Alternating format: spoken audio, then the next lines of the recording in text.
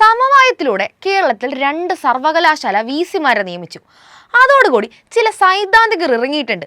Pinarayi RSS ബാന്ധവത്തിന്റെ അവസാനത്തെ അധ്യായമാണത്രേ ഇത്. പിണറായി RSSുമായി സന്ധി ചെയ്തതിന്റെ ഒടുവിലത്തെ ദൃഷ്ടാന്തമാണിതെന്നാണ് ഇവർ ഏകസ്വരത്തിൽ പറയുന്നത്. നിയമന കാര്യത്തിൽ സമവായമാവാത്തത് കൊണ്ട് കോടതിയാണ് ചാൻസലറും മുഖ്യമന്ത്രിയും ചർച്ച നടത്തി ജസ്റ്റിസ് ധൂലിയ കമ്മിറ്റി തയ്യാറാക്കിയ പാനലിൽ നിന്ന് 2 പേരെ കണ്ടെത്താൻ നിർദ്ദേശിച്ചത്. മന്ത്രി രാജീവും ബിന്ദുവും ഗവർണറുമായി ചർച്ച നടത്തിയപ്പോൾ പാനലിൽ നിന്ന് ആരെ നിയമിക്കണമെന്ന് പറയാൻ മുഖ്യമന്ത്രിക്ക് അവകാശമില്ല.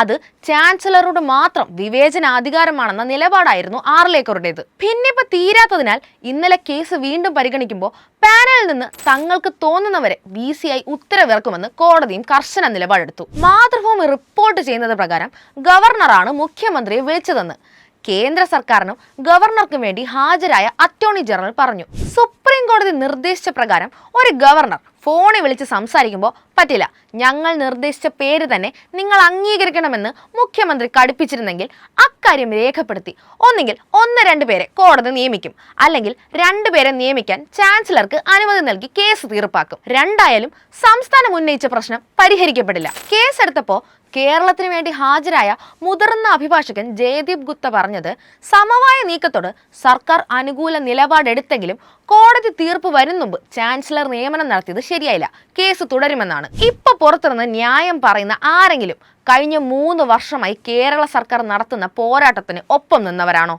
VC നിയമനത്തിൽ സർക്കാരിന്റെ നിർദ്ദേശവും പരിഗണിക്കണമെന്ന നിലപാട് സ്വീകരിച്ചപ്പോൾ അന്നത്തെ ഗവർണർ ആരിഫ് മുഹമ്മദ് ഖാൻ സർക്കാരിനെയും മുഖ്യമന്ത്രിയും നാട് മുഴുവൻ തെറി വിളിച്ച് നടന്നു. ഇപ്പോൾ വിമർശിക്കുന്നവർ അന്ന് ആരിഫ് ഖാന് ജയ് വിളിച്ചവരാണ്. സെർച്ച് കമ്മിറ്റിയിൽ സർക്കാർ പ്രതിനിധിയെ ഉൾപ്പെടുത്താനുള്ള സർവകലാശാല നിയമന ഭേദഗതി ബിൽ നിയമസഭ പാസാക്കി ഗവർണർക്ക് അയച്ചപ്പോൾ പ്രതിപക്ഷ നേതാവ് VD സതീശൻ അന്നത്തെ രാജ്ഭവനിൽ ചെന്ന് ആരിഫിനെ കണ്ട് ബില്ലിൽ ഒപ്പിടരുതെന്ന് ആവശ്യപ്പെട്ടു. പിന്നാലെ BJP പ്രതിനിധി സംഘവും ഗവർണറെ കണ്ട് സമാന ആവശ്യം ഉന്നയിച്ചു. ആ സതീശനാണ് ഇപ്പോൾ കീഴടങ്ങിയത്.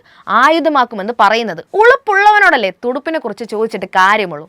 താത്കാലികമായി 2 പാനലിൽ നിന്നുമുള്ള 2 പേരെ നിയമിച്ചുവെങ്കിലും കേസ് തുടരും എന്ന സംസ്ഥാനത്തിന്റെ നിലപാടെടുത്തതോടുകൂടി ഇക്കാര്യത്തിൽ ഒരു തീരുമാനമാകുമെന്ന് ഉറപ്പായി. കയ്പാണ് എന്നറിഞ്ഞുകൊണ്ട് തന്നെയാണ് കേരള സർക്കാർ കഷായം കുടിച്ചതെന്ന് സാരം.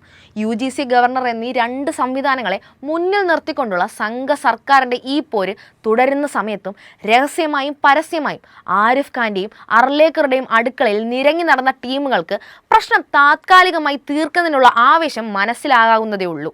അതിനെ അത്രയൊക്കെ കണ്ടാൽ മതി.